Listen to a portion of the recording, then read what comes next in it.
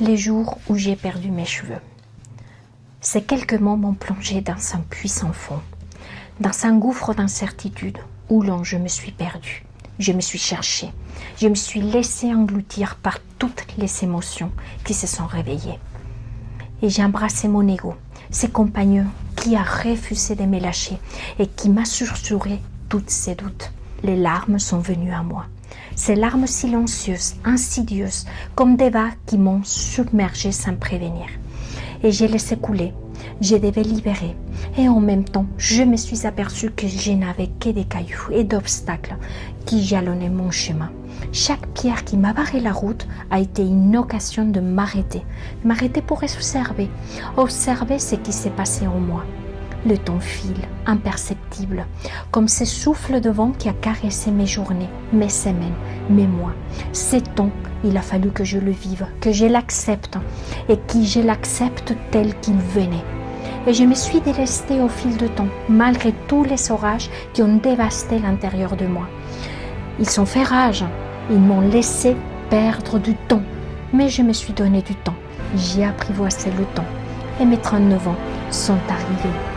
Ces 39 ans avec cette explosion de vie, d'énergie presque insouciante, avant de prendre conscience que tout ce que j'ai pensé acquis n'était que fragile. Et voilà que la quarantaine arrive avec un virage que je n'avais pas prévu dans ma vie. Et tout a pris tout un autre sens.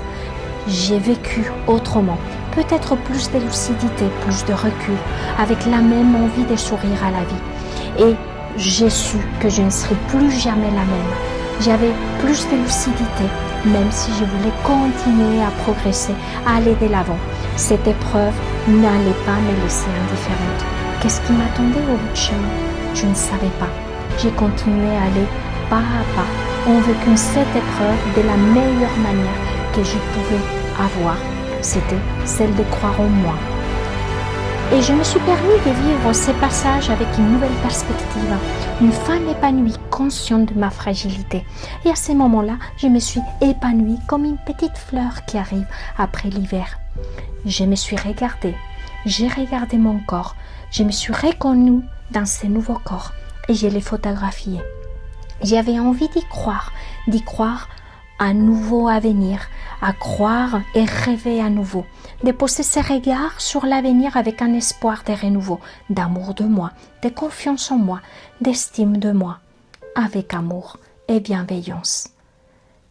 Le noir, le blanc, la dualité de l'existence, mon yin, mon yang, du calme et de la tempête.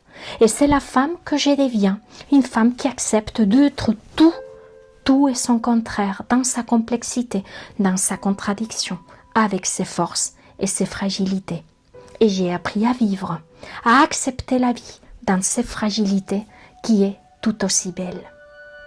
Olga, observer, libérer, grandir et aimer. Ça a été tous les pas de mon parcours de vie pour vous souffrir aujourd'hui qui je suis.